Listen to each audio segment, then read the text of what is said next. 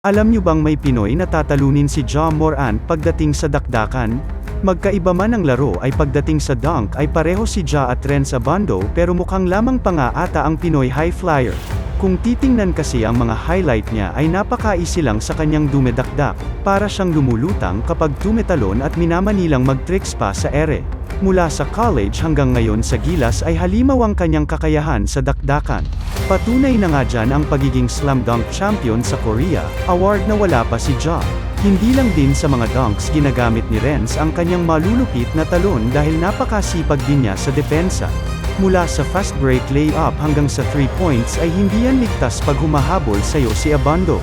Kahit nga ngayon sa World Cup ay pinahanga niya lang naman ang G-League MVP ng South Sudan pati na ang ating kabayan na si JC nang supalpalin niya ang Italian big man. Sa tingin mo ba panes si Ja Morant kay Renz Abando? Comment down below.